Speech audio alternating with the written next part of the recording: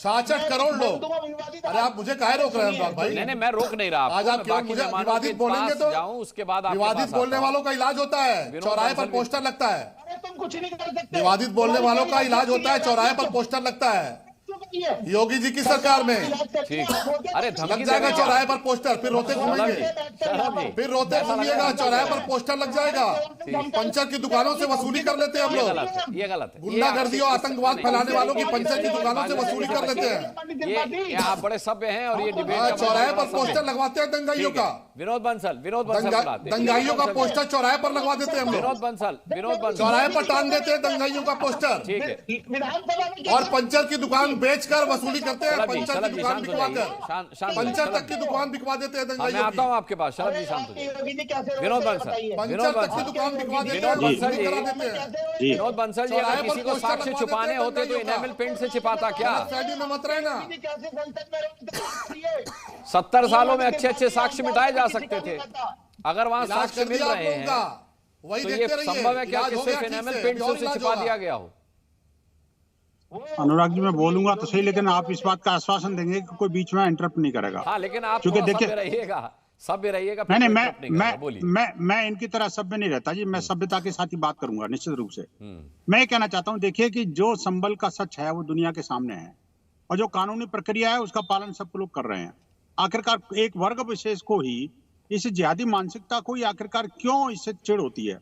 मैं कहना चाहता हूं, अगर एएसआई कोई सरकारी अधिकारी है, कोई सरकारी संस्था है जो विश्वविख्यात है, विश्व में उसकी कीर्तिमान उसने स्थापित किए हैं, तो ऐसी संस्था पर अनावश्यक रूप से टिप्पणी करना और उसको इग्नोर करना क्या इस संविधान सम्मत है? क्या कानूनी प्रक्रिया का पालन करना इस देश के अंदर गलत है? क्या न्यायालय के निर्णय का हमें सम्मान नहीं करना चाहिए क्या?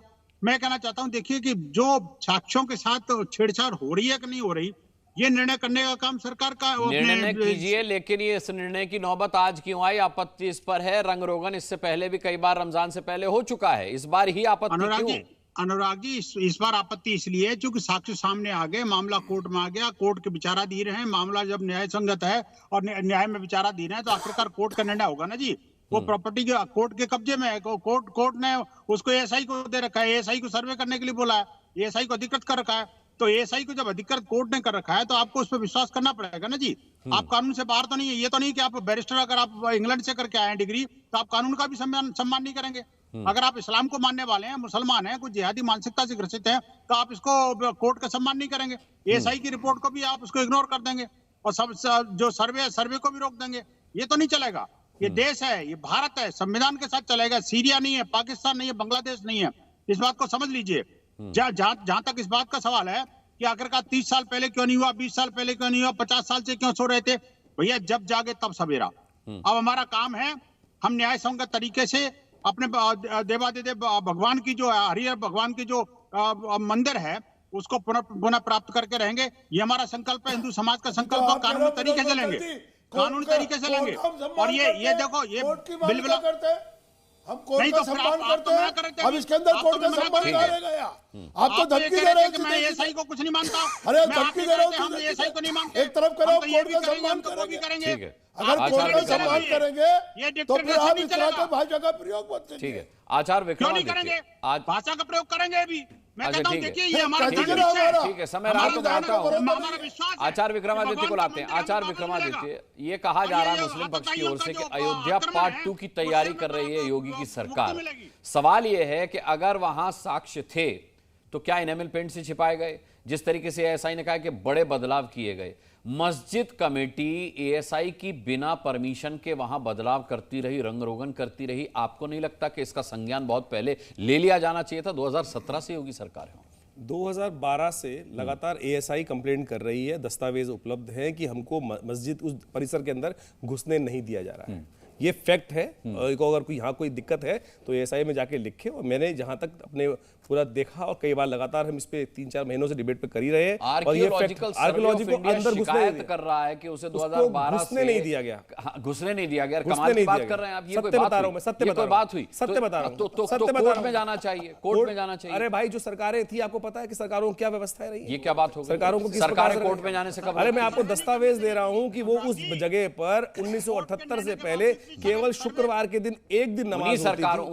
उन्हीं सरकारों के टाइम पर साहब ये तथाकथित सरकारों में राम जिस मंदिर प्रकार का मसला भी अदालतों में अरे चला। भाई साहब ज्ञान व्यापी के अंदर अभी जो बाबा भोलेनाथ का शिवलिंग मिला है उसके ऊपर किस प्रकार से व्हाइट सीमेंट लगा दिया गया था, तथ्य छुपाने के लिए व्हाइट सीमेंट करके ड्रिल कर शिवलिंग को खंडित करने का प्रयास किया गया। आपके सामने है, आपकी पूरी कैमरा टीम ने देखा है, पूरे विश्व ने देखा है वो, तथा ये छुपाने की बात कर रहे हैं और लगातार तथ्य छुपा रहे हैं। कल जो फोटोग्राफी हुई है और माननीय न्यायालय के समक्ष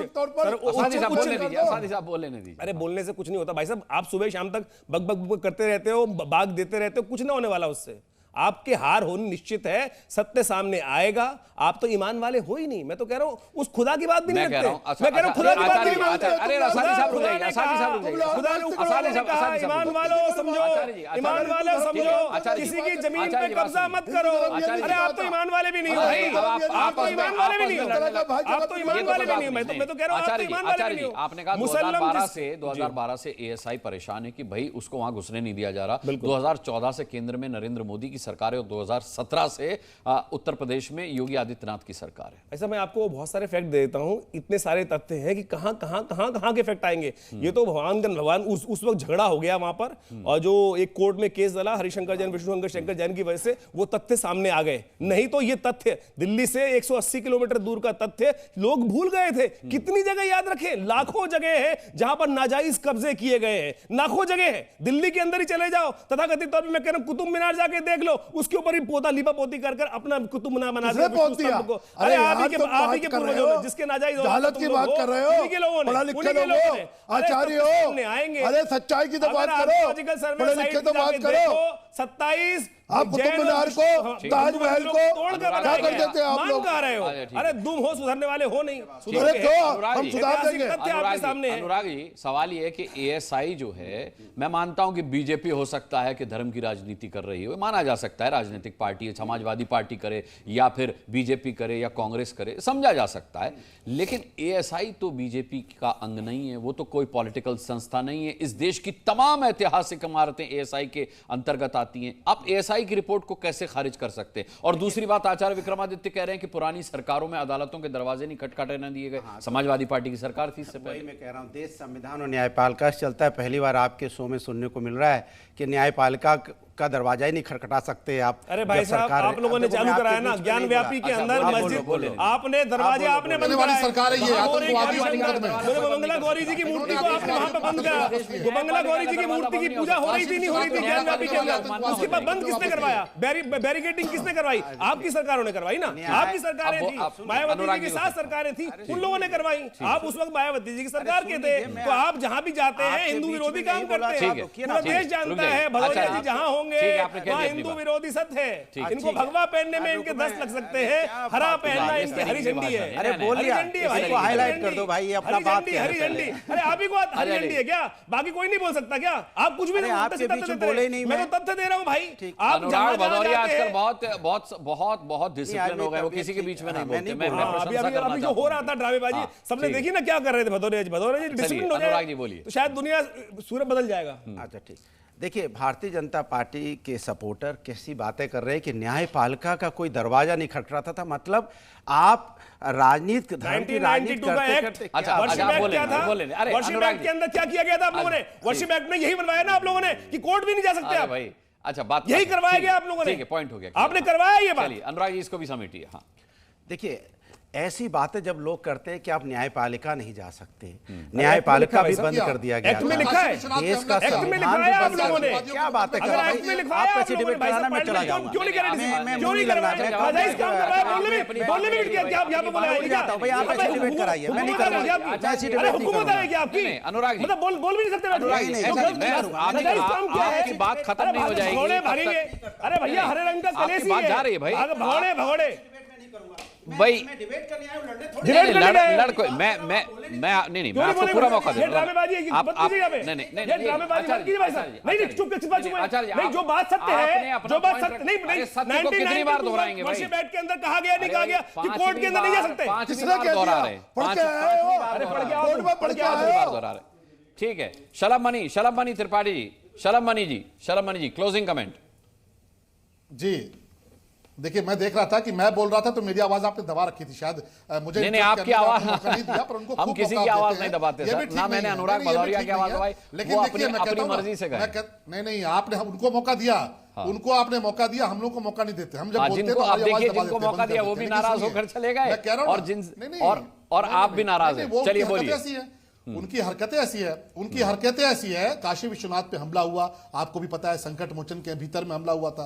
अयोध्या पर हमला हुआ, उन आतंकवादियों के मुकदमे किसने वापस लिए? समाजवादी पार्टी ने लिए। और बांके बिहारी मंदिर की मैं तो डंके की चोट पे कह रहा हूं, 150 एकड़ लैंड कब्रिस्तान को दे दी। आज जिस प्रकार से राजनीति कर रहे हैं, और हम तो ये कहते हैं, गर्व से कहते हैं कि सनातनियों के लिए बहुत स्वर्णिम काल है, इससे बड़ा स्वर्णिम युग कुछ हो नहीं सकता। 66 करोड़ से ज्यादा लोगों ने महाकुंभ में स्नान किया है, और निश्चित तौर पर न्याय मिलेगा। 2012 तक बस मैं ये वहां पर चाहता हूं कि पूजा न्याय होती हो, थी। किसी संभल के भी साथ भीतर अन्याय नहीं 2012 होना तक चाहिए। पूजा जो होती साक्ष्य थी, हैं, जो सत्य शफीकुर हैं, जो रहमान तथ्य पर हैं, वो सामने आने चाहिए, वो सभी को स्वीकार होनी चाहिए। अदालत, माननीय अदालत का फैसला सभी को मान्य होना चाहिए, और इस तरीके से रिपोर्ट खारिज करने की बात नहीं होनी चाहिए, वरना देश की संस्थाओं पर से लोगों का भरोसा उठ जाएगा। फोटोग्राफी हुई है, वीडियोग्राफी हुई है, 3 सदस्यीय अधिकारी वहां पहुंच करके अपने तथ्यों को अदालत में पेश कर रहे हैं, इसका हमें सम्मान करना चाहिए। बहरहाल सभी पैनलिस्ट का बहुत बहुत धन्यवाद करना चाहूंगा आज की डिबेट में शामिल होने के लिए। आप दर्शकों का भी बहुत बहुत धन्यवाद ताल ठोक के देखने के लिए।